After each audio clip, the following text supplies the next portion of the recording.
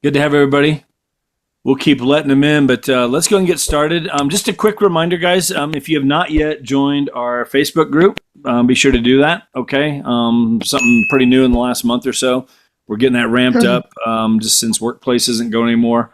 We got a couple hundred of us in there. We'd like to get everybody in there if possible. So be sure to invite people in your groups, whatever, make sure they get into that group. Great place for us to communicate. Anyway, it's good to be here. If you're a guest with us, welcome. You're welcome to come every week. We're here every Tuesday, same time, same Zoom link. It's always good just bringing in some top producers from all over the country and sharing things that they're doing that's working for them. It's been a challenging year for a lot of agents. I'm talking to agents every day. Some are doing good, some are dying, some have got third jobs and driving Uber and all kinds of stuff to make it work. And I get it. So there's new agents on here. There's seasoned agents, all kinds of agents, but you're going to get a lot out of today. So I'm going to let Kathy introduce TJ. Kathy, why don't you take it away? TJ, thank you very much for coming in. Thanks for having me. This doesn't benefit you in Yeah. any way, shape, or form, but it's part of what we do at Yeah. EXP. Yeah, Collaboration, man. I love it. So no. Yeah. great to have Thank you. you so much, TJ. Yes, for being here. So, guys, TJ he is one of the co-founders, I guess, of the Abbott Martin team. They are down in the panhandle of Florida, but they are the number one team in all of Florida, the whole state of Florida. Last year, they did about 425 transactions for about 325 million. They work with a lot of new construction, a lot of development. So TJ is going to talk to us today about that. So put your listening ears on because this guy knows what he's doing down there. And like I said, they're number one team in all of Florida, the whole state. So take it away, TJ. Thank you so much for being here. We appreciate you. Awesome. Thank you for the intro, Kathy. And it was great meeting you at the top 250. It was a great event. And to your point, Jeff, collaboration is one of the biggest reasons why we shifted to EXP. It's absolutely exceptional. And what I'll do, Kathy, is we're kind of doing similar things that you guys are doing, where we're bringing on some solid speakers. So when we get done, we kind of do something weekly, or I think it's bi-weekly, that y'all are more than welcome to jump on with us as well. We've got one happening with Abel, he's in the top 3 in Florida. This upcoming event, he's basically given the playbook of inner workings of teams. So if y'all want to do that, we're more than welcome to collaborate with you guys, because success breeds success. But yeah, guys, so I'm TJ Martin. I'm co-founder of Abbott Martin Group. Y'all got a little bit of tidbit about me, but at the end of the day, I'm kind of a new construction guy. It was in my blood. My dad was a builder growing up. And after college, I went straight into working for D.R. Horton, actually, and sat on site starting at age 21, and did that through till I was about 27. Then got burnt out and went and traveled for a year in Southeast Asia and disappeared for a little bit, which kind of brought me to the revelation of I love the new construction side of things. I'm not very much a corporate guy. I don't like being told what to do, but I like bringing some really cool product to the market. And what D.R. Horton and a couple other builders did was made me realize that I could bring a similar concept, but with heart and compassion for your buyers, because it's a big purchase. And working for some big box builders, there wasn't much emotion in it. It was just take it or leave it. And if you don't like it, we'll kick you to the curb. I didn't like that. I'm a relationship guy. So it really made me feel some type of way. So I said, hey, like, why don't I go find the right people we put in order and figure out how to make sure that they're not only solid developers and solid builders, but they also are good humans and they want to treat people as humans and give them the respect they deserve as they're going through the build process and trusting you in that process, which is obviously, as you guys know, in the real estate world, not an easy game. I don't care where you're at. So with that being said, I'm going to kind of give you my playbook of how it all started, how I kind of gotten to where I've gotten. Right now, we've got 7 active developments that we are the sales team for. And on top of that, probably another, I would say 35 to 45 million just in spec builds with some builders in our marketplace as well. But I've got an 800 lot runway or so behind that. So we should have 7 developments now. We'll launch another 4 next year and then continue to pace after that. So Exciting things. Obviously, we're in a very tough market. So it's nice when you can kind of control the inventory because you can kind of regulate your transactions and utilize price point and incentives when things aren't working so perfectly in the general real estate world. You've got a lot more flexibility in the construction world where you can kind of keep some transactions flowing.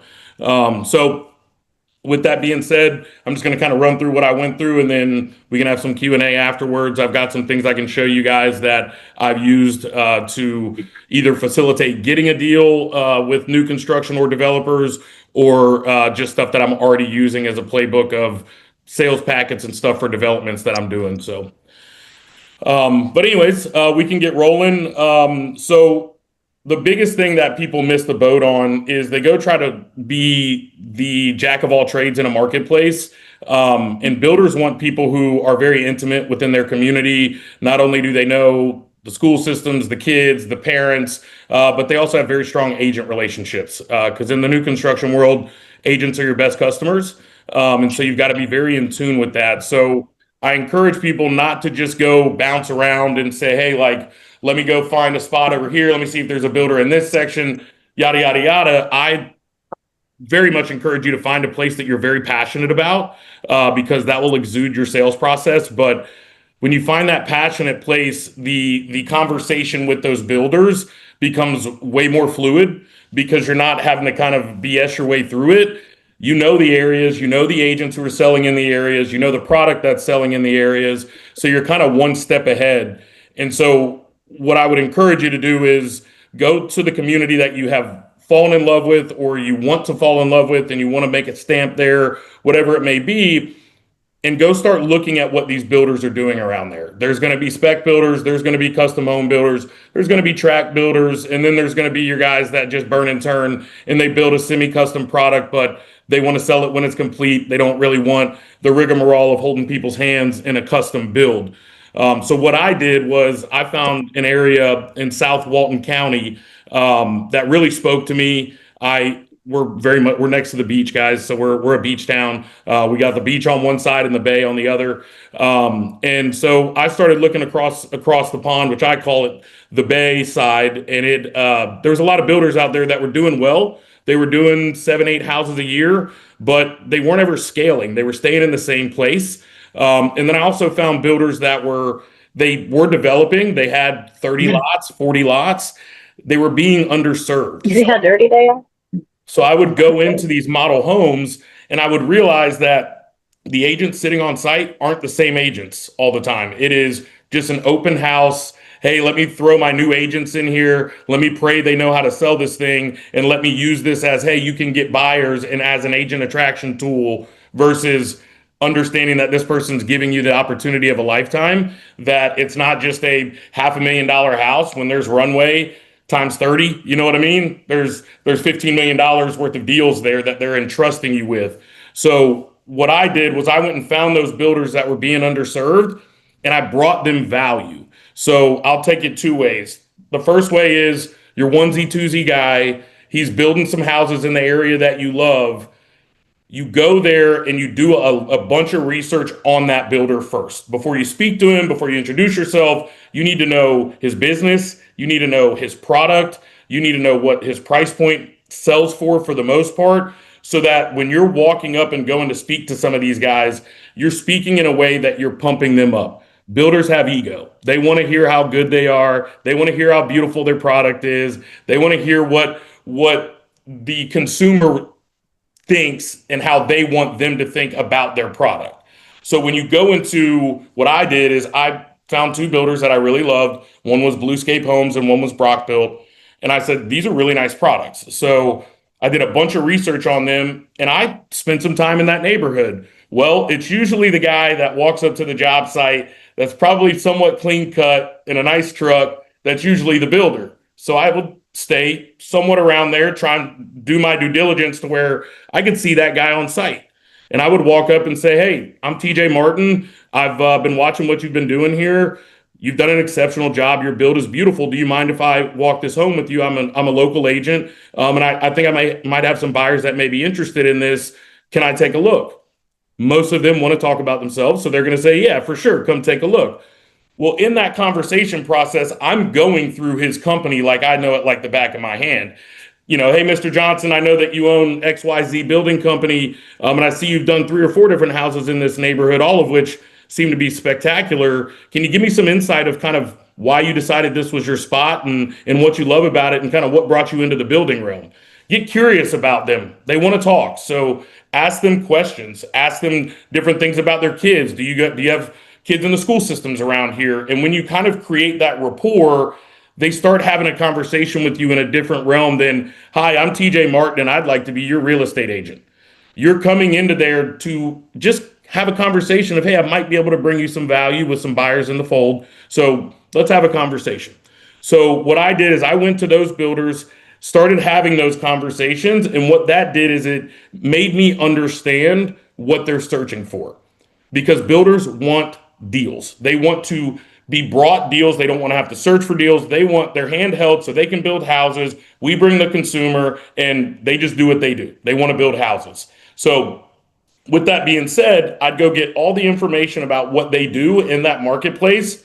And then I would go start doing what I consider to be somewhat good at, is finding the product and finding the property that I think would make sense for what they're doing. And then I go to them with a plan. I don't go to them saying, hey man, I found this lot, you should take a look at it. I go to them and I say, hey, I found this lot that seems to fit the mold of what you build in this marketplace. And here's my thoughts. The floor plan that you did on Johnson Avenue would go exceptional here. And here's why. I go through why and I say, so let me guess, your average build cost around here is $250 a foot. Oh no, it's closer to 300. Okay, let's talk about it. I'll do the back of the napkin math and say, well, if you built this house for $300 a foot and you took down the dirt for $500,000, I think I could sell this house for $2 million. That's going to leave you about a 25% return. Does that make sense? I mean, you don't have to rebid the project. You already know what you're building here. You know the marketplace that you're in, so you're not going to have to switch your sub base. What do you think?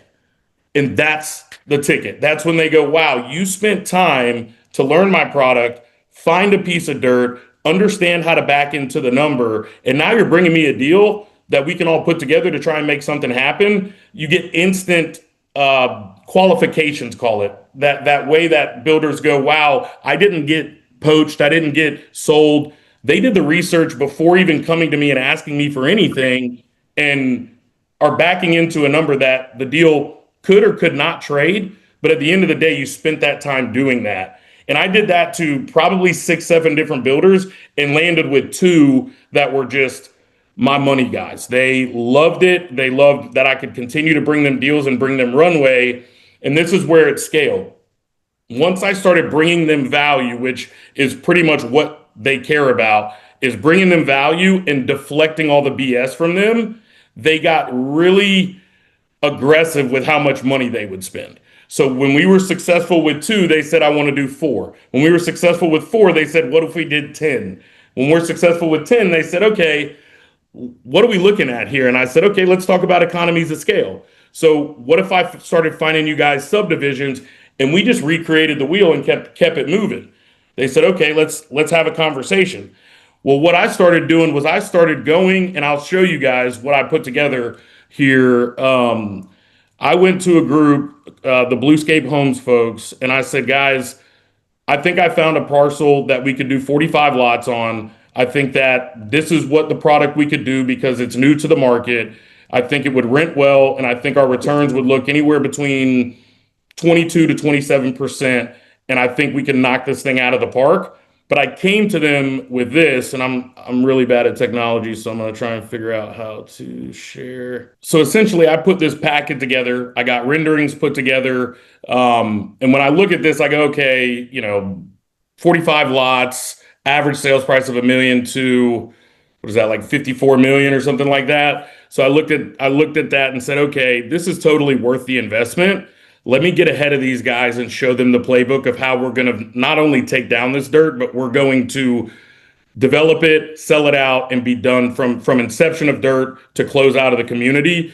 And so I basically put this whole thing together to ease their mind a bit and said, okay, guys, tell me what you think about this product. and let's have a conversation of what I think we can pace at from a sales standpoint. And if you'll build me a model home, I'll make sure I have 2 agents in there on site 7 days a week until we get this project sold out. And so essentially, I gave them this playbook, and it would blow your mind how open some of these builders are in spending a bunch of cash when you actually have it fixed for them in the beginning. When you overcome the objections that they're concerned about before they can even get to those objections, they look at you and go, okay, you're going to handle everything soup to nuts. And what I do, guys, is I handle all of it because I want to control it. So I handle the website, I handle the marketing, I handle the signage except for the marquee sign. I handle everything that they need done so that they can just build houses. That's all I want them to do is build houses. And when you go to them and you go, okay, you can do this on a grander scale, but I'm going to go ahead and be your sales team, and I'm going to take care of everything that you need. All you got to do is just build the product. They get very aggressive in their financing options to go start finding more product. And this essentially is what took me to the next level, is investing in myself to be ahead of the game and overcome their objections, to now this company and another company are my biggest developers. And here's the caveat, guys. When you go find the dirt, you control the environment. And so like Brock Built, who I work with, they've never used an outside real estate team. They run it like a DR Horton does in the 60 years of existence that they've been building. But the caveat for me was, guys, I found this dirt. I've got it entitled. It's ready to roll. But I'm just going to give it to Bluescape if y'all aren't going to let me be your listing team, because now I'm going to lose a boatload of listings just on the basis of selling you dirt. I want runway. I don't want just to sell you this piece of dirt, you go build it, and I didn't have anything to do on the back end of this deal.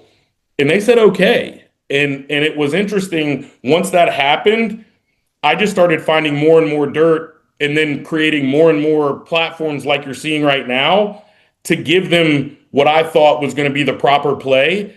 And once you're successful once, they're bought in now. So they're going to continue to play ball with you.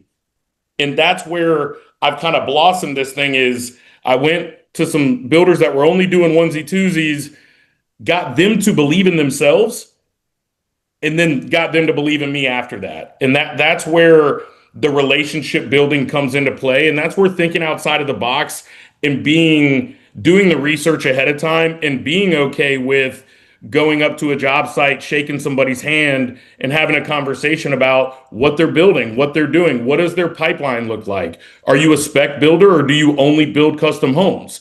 You know, that's going to change your perspective. There's plenty of ways to make money with custom home builders. I sell a lot of custom homes, just the inception of the dirt, and I get paid on 3% at a minimum on the construction contract number. So you take down a piece of dirt, the construction contract's $1 million to build the house. I'm making 3% of that $1 million at a minimum because I brought you the buyer to go build that custom home for. And so that's where a lot of agents miss the boat too, is they start the first part of the process. Buyer comes along and says, hey, I would like to buy a lot. I want to buy a lot in this area because I'm going to build either now or in the future, or whatever it may be. They go find the lot and they stop there. Well, you should be full service. You should be that advisor and go, well, I see that you're wanting a lot. Do you have a builder in mind? And I live in a transient area, so most of these people are moving from out of town, and they don't have that as a backbone. So I have multiple builders that I know. I know some of them are the $10 million plus. Some of them are, your $5 million players. Some of them are $500,000 houses, and some of them are affordable townhomes. Whatever it may be, go find those builders in your marketplace that you align with, and then ask them the question, hey, let me ask you something. If I were to bring you some buyers, what would that pay structure look like if I was consistent in bringing you buyers to build your product with? Oh, well, we don't pay for that. Okay. Well, wouldn't the value add be me having to bring a customer to you and you don't have to worry about customer acquisition? What would that look like? And if we were transparent about this, then what would it matter? If I'm transparent with my clients that, hey, I'm going to get paid for bringing this builder in because I'm going to be a second set of eyes. I'm going to walk the home for you. I'm going to get you progress photos.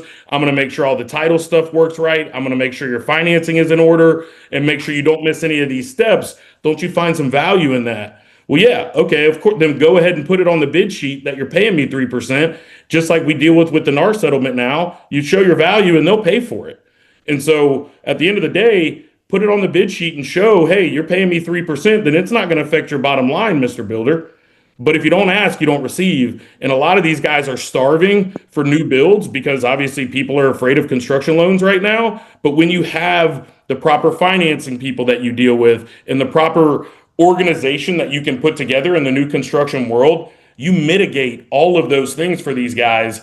And like I said, I've built, I don't know, 140 specs in my career, and all I cared about was people deflecting all the nonsense from me and let me just get these builds done because that's where I make my money. And as the agent, don't be the nuisance. Don't be the one coming in there with puff in your chest. If there's a conversation to be had that you think that something may be out of order, make it a sidebar conversation because buyers get scared. They'll freak out if next thing you know, a wall's in the wrong place or a window's in the wrong place when it's very easy to mitigate those things. But if you become that nuisance to the builder, he'll push you away immediately. You have to deflect that and also keep your buyer in line for them to understand, hey, no house is perfect. I'm going to have my finger on the pulse. I know this builder intimately. We've done multiple deals together, and there's always a communication factor that we can get through any issue that we may have in the construction process because it's a scary thing for a lot of people to do unless you're in the business. And so basically what I've done to build what we've built is I invested in myself to create value for builders in my marketplace to then in turn show them what they really could do with the proper team and the proper sales team. And then the floodgates opened with finances. And I basically took over I would say, land positions of what your big box builders were searching for and brought a more intimate process to the deal where I also can raise prices because selections appointments, I've got a charcuterie board with a glass of champagne. I've got a designer that meets with you intimately and you have your own design meeting with them. It's not just some, hey, look at this board, check it out, pick something that you like. It's an intimate process. I make sure you're doing a walkthrough during your framing, during your drywall. Once we get cabinets set, I make sure that there's a process so that the builder isn't running around crazy either because he's getting a phone call every single day. Why is the plumber not here? Why is this not happening? That's my job to have those conversations and facilitate those things so that the builder can continue to pace and we all can continue to close deals is essentially kind of how I've built that out. This is excellent. It makes me think there are so many of these smaller builders out there. We all know the Lennars and the DR Hortons and all this, these big corporate giants, whatever, we go to them and it's an easy process. But to get something like this going, we're the marketers. I mean, you think about that. I mean, I say it all the time, the best marketer wins. I mean, that's, we when we learn marketing, and the builders aren't marketers. They're home builders. They don't know the first thing about it. They're like a lost ball in high weeds, trying to figure out, like, how do I bring people in? If you can have that conversation and show them how you can help them with that, whatever, I could see creating that relationship and doing this kind of stuff. I mean, I love that packet that you put together. That was awesome. I mean, that thing we just scrolled through. Go back to your first one. When did you do your very first builder? Like, when was that? I mean, like 3 years ago, 5 years ago? Like, how long ago? 7 years ago. 7 years ago? Almost 8 years ago. Let me ask you, what were some things that you did, like that first builder? What were some, obviously you've learned a ton. Now you just know what you're doing. But like for us, who've never done something like this, and you're giving us all these things of what to do. What were some mistakes that you made, if you can think back, like, wow, if I could go back and redo that first one, here's some just big lessons that I learned during that first one. Can you think of anything that jumps out? Yeah, I mean, the one lesson that I learned, the first deal that I ever did was I was watching this community. They had a very high level agent in there running what they thought was a community. They had 2 homes built and nothing sold. I had watched it for about 3 or 4 months and not one house came out of the ground. I didn't see anything go pending. And so I'm like, man, like, this is a great community in an amazing location. What's wrong here? So I said, I'm going to go walk the model home. So I went and walked the model home, and the packet that I got was a full-blown set of plans from the builder, which is for that house is probably worth $40,000. So she was giving out the full-blown engineered drawn set of plans. Oh, wow. She didn't know that there was an amenity on the water. There was a dock on the water. And she also didn't know what lots that her owner owned in the community in case somebody wanted to buy a to be built and say, hey, I like this house. Do you have any other lots in the community that we could build this house on? She had no clue. And I was like, you don't know that there's a dock on this lake right back here. And so seeing that, and I asked her, I said, hey, how long have you worked in this community? And she was like, this is my second day. And I said, okay, how long have you been in real estate? And she was like, about 3 months. And I said, there it goes. It's an agent training ground. It's the easiest way to put a warm body in there that can let people come walk through the door. And then let's pray that the sales process doesn't have to work, just the product sells itself. And that was my aha moment of nobody's doing the consistency like a DR Horton or a Lennar does for your small boutique builders that are doing 5, 10, 25 homes a year. And that's where I saw, after that, I started doing that same research and realized quickly how underserved some of these boutique builders were, because nobody was taking them seriously in a way that they would invest in true on-site agents and true people to own the community. So it wasn't personally my mistake, but it was a mistake that I saw that kind of opened up the door for me to see why they were missing the boat. But I would say that my mistake, I think, in the beginning was I missed a couple really solid builders, Jeff, because I wasn't prepared to answer the questions that they were asking me. And I would come in as a young gunner, hey, I would like to have a conversation with you. And then they would flip the role on me and start asking me questions about them to see how much I knew about their product. And I failed. And they were like, listen, don't come onto my job site again if you're going to try and pitch me, but you don't know anything about me. And that was also my aha moment of, I need to come with value. I need to come with an understanding of the market and probably come with something that might pique their interest a little bit to keep me top of mind. And that's where I failed. And that's why I've always tried to be one step ahead, Jeff, is because I realized real quickly that they know their product extremely well. And if you know enough to be dangerous, they immediately give you that respect of a longer conversation. So I would say my biggest failure was not being prepared for the first couple of builders I stepped onto their job sites. Okay. One question to follow up on the mistake with the agent, them not having their agents trained properly. What did you do to capitalize on that? Like, I had a conversation with the builder and I said, hey, have you walked through your model home recently? And he was like, no, I haven't. I said, well, if you're around, I would go walk through your model home and just have a conversation with the agent that's on site.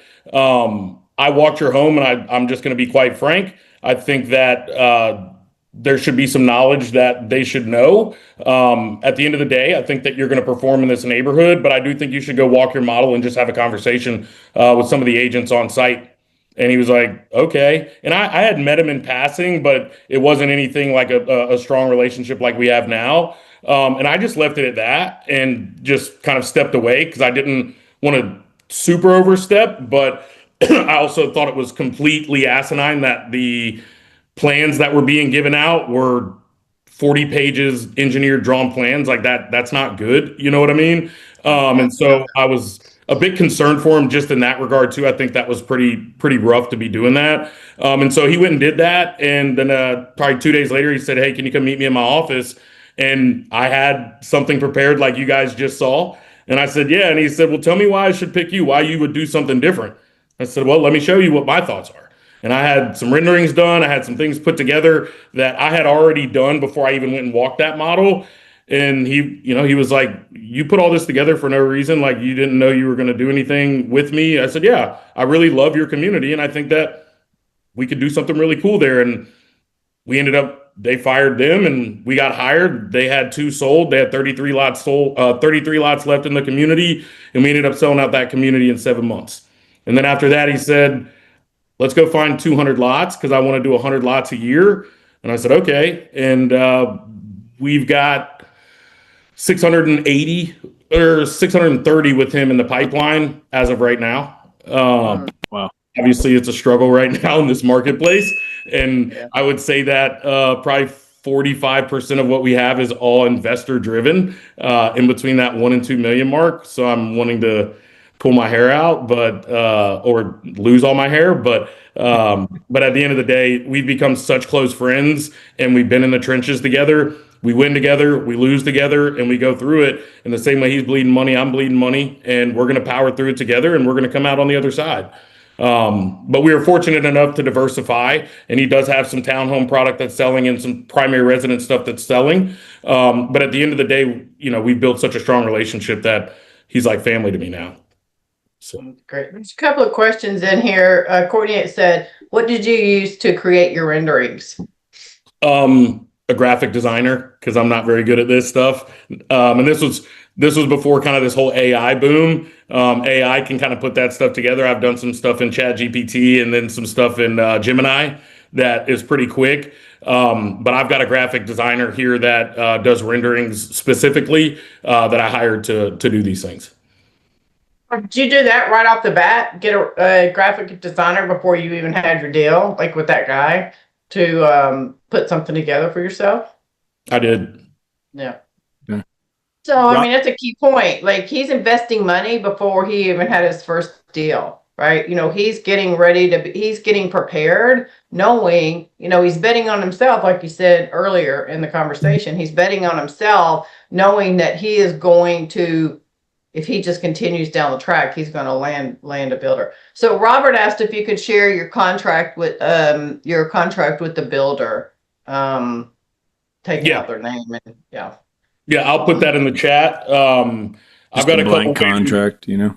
Yep, I'll send you our builder contract. And we also own a title company, so it's like you got to close at our title company as well. But the builder contract is like any other builder contract, pretty one-sided. But I'll send it out, and you guys can take a look at it. And you can manipulate it however you want, depending on deposits and things like that. We ask for a bigger deposit because we aren't a monster builder with a bunch of financial backing like a D.R. Horton. So if you're going to execute a contract with us, we want you to be in it to win it. And that's what kind of really helped us through these last 24 months is having a good amount of deposit down. It's crazy when you have $100,000 of somebody's money, how they can figure out how to close on a deal versus, a $10,000 deposit.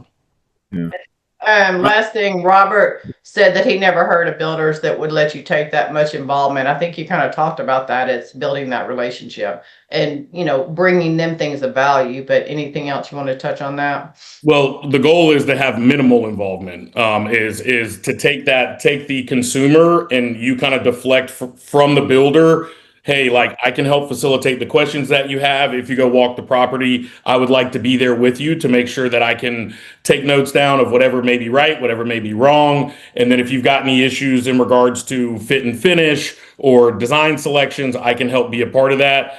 So the goal for me was always to make sure that the builder can build and I can bring the value of making sure that I can control my buyer in that regard so that they aren't getting pulled all over the place. And that's where builders find a lot of value in agents, is the agents that can make sure that they don't magnify an issue. There's always going to be an issue building a house. I don't care which way you slice it. If you're the person that goes in and magnifies it and beats your chest and is like, look at me, I'm gonna handle this problem and I'm gonna go to this builder and I'm gonna make them look stupid and we're gonna get this done right, they're gonna hate you. But if you go to them and say, hey, I just wanted to let you know my buyer did mention that y'all missed this grout color that was supposed to be a different color in the master bath. I do need to have a conversation with you so we can kind of work that out. Here's the selection that I have that I was there and I put all these notes down.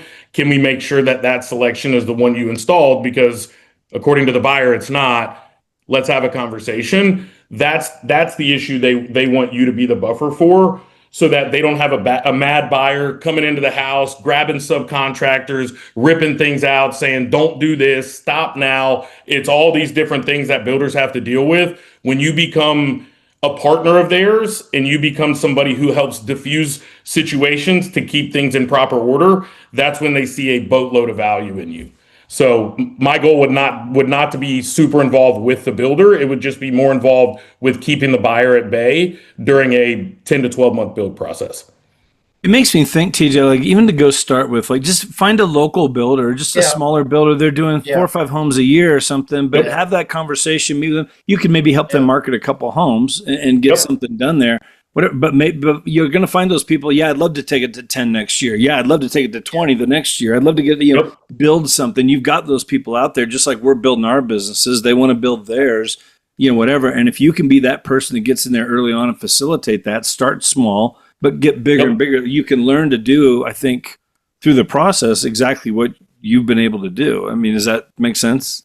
100%. Like I would encourage you to start out with the guy who is doing 2 to 3 homes a year. Maybe it's 5 or 6, and bring the value to him. And then that's when him or her, and then you're going to feel their growth pattern change when they feel confident in the counterpart that they have in the sales process, because they don't want to sit with a sitting spec. So what I've done as well is with all this new easy videography stuff you can do from your phone, things like that. Right. I'll go and do a whole video and get a whole video done for a builder. Because let's be real, guys, builders aren't very techy either. And so when you go to them and you go, hey, man, I just wanted to show you this cool video I did for your house.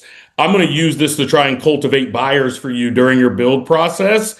And I'll keep you in the loop. I hope this works. And you can almost leave it at that. And they go, wait, so you did this whole video just to cultivate a buyer for me, and you don't know me from Adam? Yeah, I did, because I love your product and I'd love to learn more about your product. It's those little touch points that you went ahead and did something out of the ordinary that most agents won't go do to help cultivate that relationship. They want to see that. And that's where agents are missing the boat. They think it's rocket science. It's not. All it is going and spending time showcasing your value to that builder. They'll end up circling back. Because at the end of the day, they need sales, and somebody who's proactive instead of reactive is what they need. Because once again, sitting specs cost them money, and build time costs them money. Interest eats away at their profits. So when you have people who are top of mind, you're one step ahead of the game, and you're doing things for them that they never even asked you to do, unannounced pro bono, that's when their ears perk up and they go, this person's actually dedicated to me. This person loves what I'm doing enough to be able to go spend their personal time bringing me something that makes my house look great. Thank you for that. You know what I mean? Yeah. Yeah.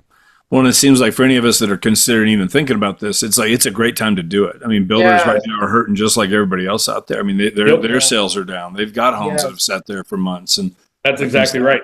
Hey, Tracy, are you able to unmute Tracy Wiggins? Yes, sir. Yes. Can you Good ask morning. your question that you put in the chat? Do you mind about the percentage? Yeah, so I was wondering, are you held captive to that builder? Because oftentimes you can't sell outside of that. And also, did you negotiate a percentage? Because I know the listing agents typically get a little lower percentage than what you prefer. How did that go for you? So in regards to, what was the first question again? Well, are you held captive to that builder? Like, Oh. can you sell outside of that builder? Yes, and that is a caveat, Tracy, to what I do is we also run a real estate team. Okay. And they have to understand that. And so, yes, we can sell outside. Now, my on-site agents, if you're on site, you can't leave and go do an inspection. You can't leave and go do a showing and leave Yes. my home unattended. Yes, I understand that. But anytime after hours or anytime you're not on site, you're more than welcome to go sell outside product. Okay. And then what I do commission wise for my developments, if it's a one-off, I'll get 6% and I'll split it 50-50, 3-3. But for my developments, I'll get 6%. I have 2 on-site agents per development. The on-site team and Abbott Martin Group, we keep 3.5, but we pay out 2.5. My on-site agents get 1.75% as the listing fee. If we double side the deal, I give them an additional 0.5 point. Now, here's the caveat. This is how I've been able to recruit some top DR Horton agents, Lennar agents, is not only what you said, Tracy, hey, you can sell outside of just selling your builder product, but I also let them know that they can personally double side a deal. If it's your sphere buyer and you bring your sphere buyer to one of our developments, not only are you going to get your portion of the list side, we're going to treat you like any other agent that could work for any other brokerage that came in and brought their buyer and pay you full bore what you deserve as the buyer's agent as well. I love that. Can you share that pay structure? Because I have a team as well, and I want to see how I could bring that to my team. Absolutely. And Thank you. Tracy, I vary on price point. Right. Like Mhm. obviously, if I have a lower price point product, I'll usually probably drop that to 1.5 to 1.25% on the list side. Mhm. But if I have some bigger margin product, sometimes let me rephrase that. I had that backwards. On my lower product, I'll do a higher commission. On my Correct. higher end product, I'll do a lower commission because their commission payout. Like I've got a It could be huge. exactly. My ASP is $1.7 million. So it's like, Right. listen, if making $25,000 a house as an on-site agent isn't good enough for you, then sorry, I sorry. get it. Thank you for being Um, so kind and sharing so much. It's been amazing. This is Yeah, no, excellent. and I love it. And Tracy, if you've got any questions, I can put my contact info in there as well. I love just talking shop and helping people kind of grow that platform because I think it's a need in the market that people really need. And I think it's a way for agents to really own their market. I got told when I was 21 years old that if you control the listings, you control your destiny. And we've now gotten so big that I can almost create my own comps in certain neighborhoods. You know what I mean? Where I can kind of Right. control things in a way that helps you also build your ancillary businesses. So, title company, we use our title company and it's embedded in our contracts. We've got a Wow. mortgage JV. Our mortgage JV is our preferred lender. So it's in your capture rate. My minimum expectation is the 70% capture rate, but at the end of the day, it keeps those juices flowing. You know what I mean? Yeah. It keeps things moving. My goodness. Thank you so much. Bless you for that. Yeah. So good. I have a basic question. So for agents that haven't really dove into this aspect of it, but have interest in it, when you first started, how did you know that a piece of dirt was a good piece of dirt, versus not a great, like here in Nashville, there's a ton of rock everywhere, right? Yeah. So depending on the rock, there's a lot of development costs, right? And Yeah. so how do you know if one piece of dirt's better than another? I put my eyes on it. You know what I mean? Like we don't have rock and stuff like y'all do in Nashville, but we have heavy topography and fill dirt's a lot of money. So what I'll do is I'll go out to the site, put on some boots, try and at least get as far back as I can to see what I'm working with. If I feel it's a little squirrely, then I make sure that the builder I'm presenting it to knows that. And I say, hey, listen, it seems to be a lot of slope from front to back. So this deal may work, it may not work, but I personally think if we can get it for the right price, we put a 30-day due diligence period on there. And within those 30 days, let's rip through it and see if we can figure out if this does make sense. And if it doesn't, we'll just cancel the contract. And in Florida, with vacant land contracts, during your due diligence period, is if you can cancel for any reason that you want and get your earnest money back. So essentially, we'll tie up the dirt to make sure that it is a good investment for the builder. In larger tracks, I take a longer time with. I won't take down a larger track of dirt unless I have at a minimum 90 days with an option to extend 30 for a due diligence period. And how do you tie up the dirt before you present all this to a builder so they don't come in behind you? Well, I would hope that your relationship and the buyer broker agreement states that they've got to perform with you. It depends. So for me, I don't really worry about that. Just, first time doing this, agents, here, a lot of agents haven't done it. So for the new ones, how do you secure, before you go pitch, you're a builder that's building 4 or 5, homes, how are you securing that so that, again, they don't go behind you?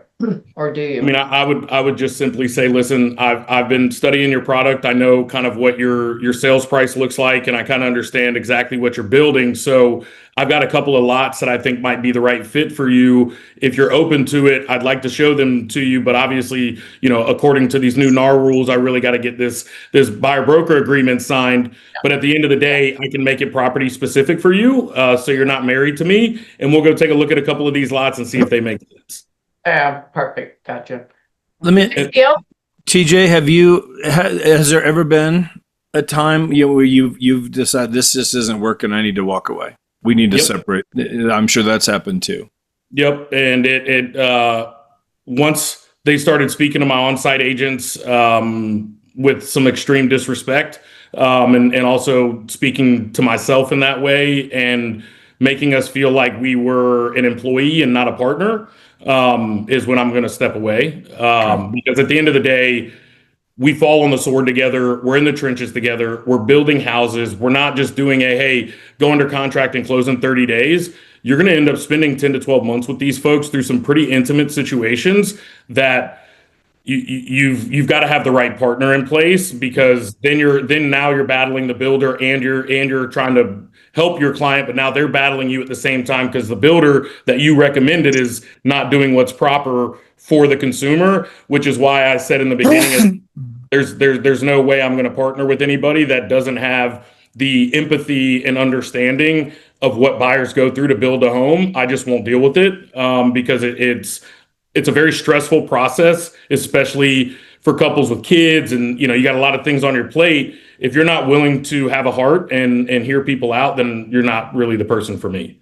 And yes, it happened, and unfortunately, the guys crushes it. And for me, it was a burn. But when my on-site agents were telling me some of these things, and then it was done to me, there was just no room in that for us to be a part of. Yeah, it's okay to walk away sometimes. I mean, it is, and what's funny is the mental stress, the mental headaches, the stress. You're going to bring that into your home and into your family. I mean, it's just like you do have to weigh that out a little bit. Is this going to be worth it? I mean, money's not everything. It's just not. 2 weeks later, Jeff, he circled back and was like, "I apologize. Like, can we get back together?" I'm like, "Nah, man, you made your bed. You got to sleep in that one." Yeah. That's and good. So it was unfortunate, but my team. Share with everybody. Kathy did just briefly. I know you're the number one team down there in Florida, but share your numbers. What this has done for you, like what your numbers here just the last couple of years with what this has led for you and your team. Share those numbers with everybody. Yeah. So I mean, at this point, you're 7 years into it, so it's like this isn't something everybody can expect like 6 months from now. But again, you've built something here that is like huge. Yes. Yeah. I'd love, in addition to that, TJ, I'd love for you to share the vision. Right, you started small. Right, for the agents who haven't started yet, right, you started small. Just paint that whole vision of what you did, and how you start small and then this mushroomed. Yeah. So from a new construction standpoint, like right now, I just looked real quick. We're at 327 million in production right now, with a total of 342 transactions. I would say out of that 327 million. This year was slow. I'd say we did probably 65 million of that was new construction. My goal is for us to be at a minimum of 100 million in new construction sales that are closed sales in a year, with a pipeline behind that of at a minimum 50 million as new year starts. And so it basically, I started with a guy named Muhammad and McGee's. They're brothers over this way, born and raised in Panama City Beach, Florida.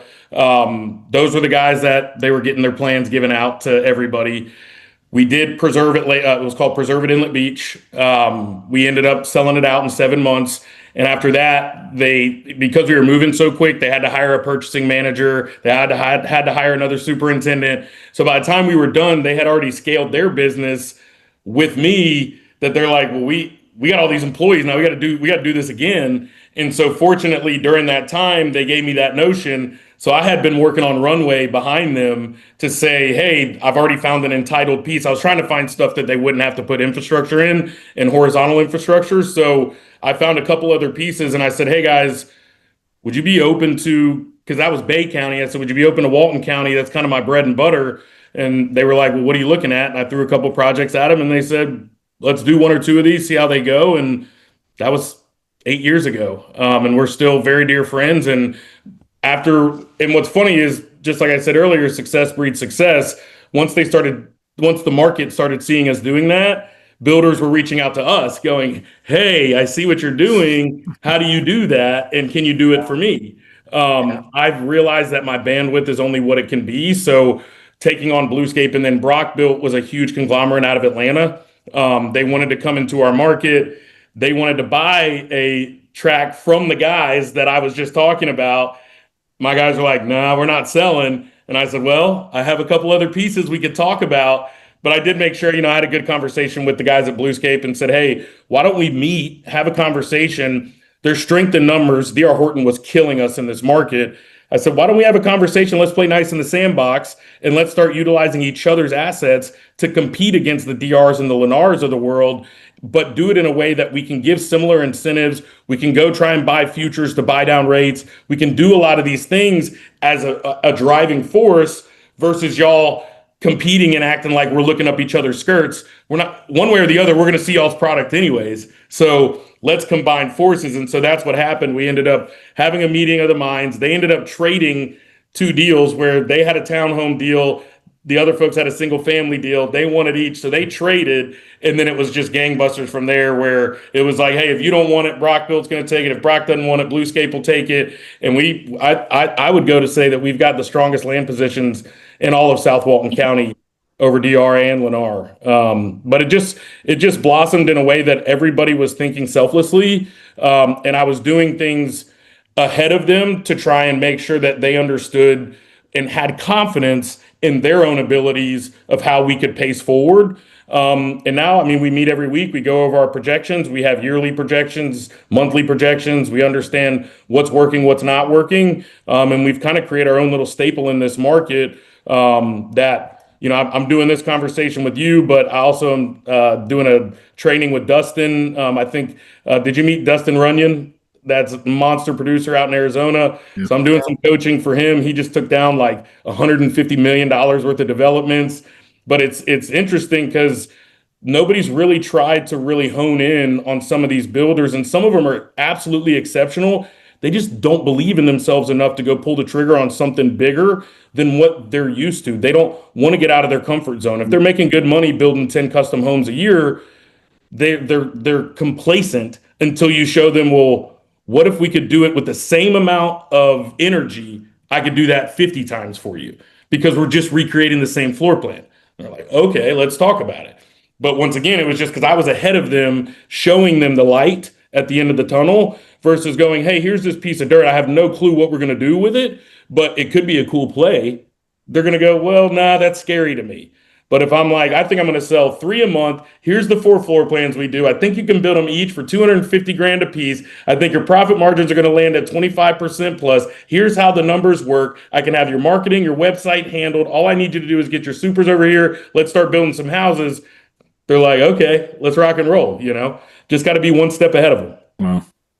Incredibly, you built this up in 7 years. Like, you know, I mean, $100 million in new construction almost, or that's your goal this year or this coming year. That's incredible. You've done that in 7 years. And so, you know, and you started this off, and we all hear this in real estate. You know, if you control the listings, you control your business, right? And so, I mean, imagine if you go out there and just start like he did 7 years ago with a small builder, 4 or 5, you know, builders. But we have about 5, well, really 3 minutes now. So I just want to make sure that we open this up, Jeff, for anybody that's got any questions. Any other questions at all, guys, that you want to hit for TJ?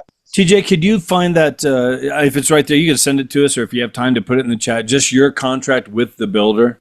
Yeah. You know, that you set up, if that's something you could just throw in here, just a blank contract so we could, you know, share that with people for those that I do basically a listing agreement with an addendum to it that states basically everything that I'm going to do, everything that I expect them to do and expect them to pay for. And then basically I do basically an exhibit A that once I do a new release, I send them, basically I do it in phases. So after 10 lots, I'll send a new release with new pricing because we're probably going to raise pricing. They execute that, and then I continue to send those addendums.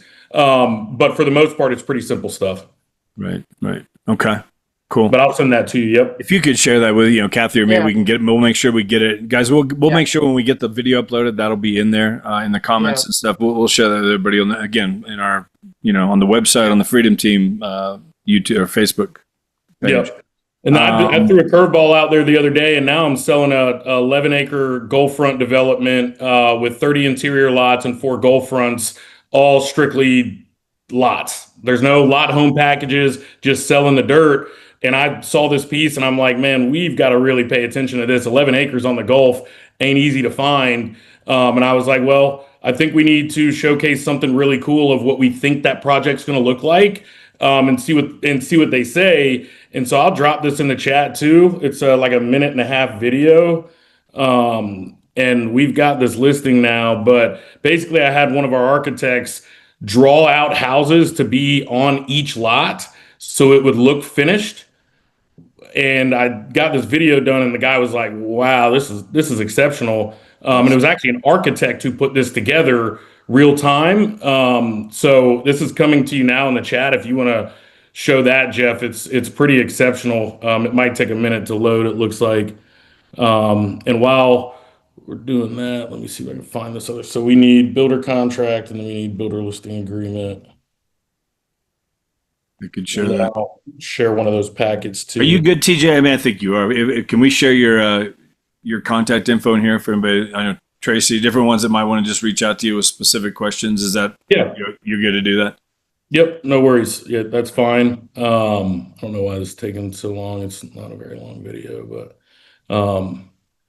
yeah, guys, I have no problem sharing my playbook. If you've got any questions or anything in regards to builders, or how you can back into a number or whatever it may be, and really, Chat GPT has kind of blown my mind. Like, I've never been a tech guy, but if you're just a little bit nervous and don't understand, or you just want to get a ballpark of build cost or whatever it may be, I've used chat a lot to kind of help me, and especially in markets that I'm unfamiliar with. I'll utilize chat to kind of help me figure out what I need to know to be dangerous enough to have an educated conversation. But this thing's about to load and pop in. But this is probably one of the cooler videos that we put together. And I've never really done the, just lots, not lot home packages. But this kind of showcased what it would look like finished when people do finish building their houses. And the developer was like, "Man, this is super cool." I don't know if that can pull up. Let me, here, hold on a second. Bring it up. Yeah. Yeah, I'll bring it up here and just share it and play it here. Hang tight. While he's doing that, thank you again, TJ. This has been fantastic. Just so good.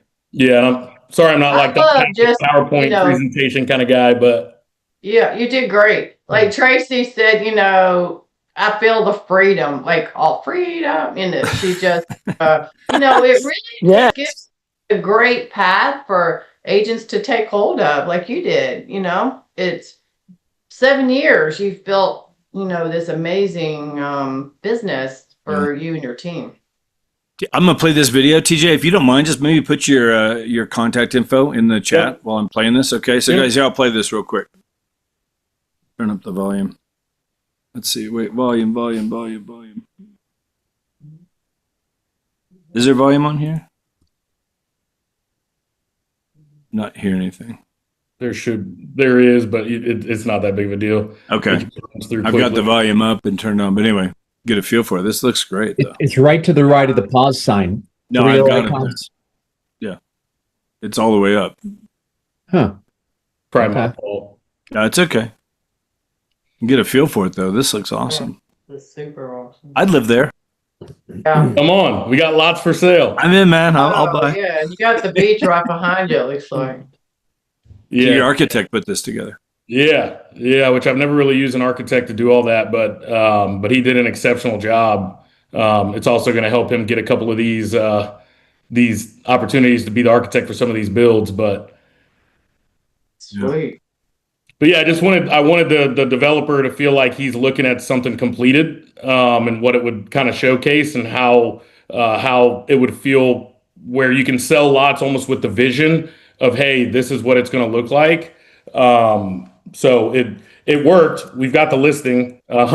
We've sold 10 of them so far. Just put a $5 million Gulfront lot under contract. So it's worked. That's excellent. Yeah. Well, again, I think that's where we come in. This isn't what the builders, they're not thinking this way. I mean, you know what I mean? They're not marketers. They're builders. I mean, they don't know video. They don't know tech. They don't know all these different things that, again, we all are learning, all the time. That's awesome. Look at that. Wow. Give them a feel for here's what this could be. Give them a vision. Cast a vision for the builder. Get that small builder that's thinking 3, 4, 5 homes a year. Wow, wait, I could do something like this with your help. We team up, we partner up, we do something like that's awesome. Yeah, Which, very cool. TJ, sounds like a lot of what you did. You're just, like you said, giving them the belief to believe in themselves. Like, hey, we're partners. I'm going to help you do this. Yep. All you're doing is bringing them a value add. You're just bringing value to them and taking a bunch of the stuff that scares them off their plate and letting them do what they are really good at. And they take the bait, man. Like that's what they want. And at the end of the day, you'll end up creating some pretty great relationships. And some of the people we've built for have become more family to me than my own family. And it's just really kind of given me a different scope of how real estate works. And, you know, we do a lot of land deals now, which we weren't very land prevalent when I came on board with Nathan 8 years ago. And now, you know, we're kind of known as the dirt guys, you know, of putting deals together. So, you know, it all, and it gives you a captive audience. You're always, if you've got developments in the fold, you've always got listings in the fold, and it gives you that captive look. And it also, I mean, I don't know if everybody on here is with EXP, but it does help with the attraction side of things too. You know, because people are like, hey, this is amazing, and you can give them inventory and show them, hey, we're not just a 1 year person. Like we've got runway of listings for the next 10 years that we know we're going to come into the fold. So we aren't gonna die on the vine. You know, like we've got pipeline. Yeah, So that's excellent. Well, Tracy says she's coming down to buy. I'll come down to Come buy. on. Yeah. come on. Yeah. Well, I'm in I'm Santa Rosa coming Beach, too. Florida. If you know where that is, like if you've heard of 30A, Nashville's kind of become our new big spokesperson for 30A. But Nashville, Texas, and Atlanta it seems to be the ones. But I really appreciate you guys. Gonna be the big one now. Yep. All Yep. your New York people coming down. They're coming. They're coming. We can already kind of feel it, to be honest with you. Yeah. Well, guys, real quick, just a reminder, Okay. tomorrow, we're back here tomorrow, same time, same Zoom link, just for our open mastermind, connect to collaborate. Come join us on there. We, you know, anywhere from 20, 30 people on there, and we'll talk about whatever you guys want to talk about. We'll talk more about this. We'll have questions. We'll just, what can we help you with? We're here tomorrow. Same thing. So TJ, thank you so much, man. I Yeah, really appreciate it. Kathy, I'll shoot you an email with right. with all the info that y'all were asking for. All righty. Thanks, TJ. Yeah, Thank thank you very Have much. a great day, So everybody. good. Thank you. Appreciate you. Well, appreciate it.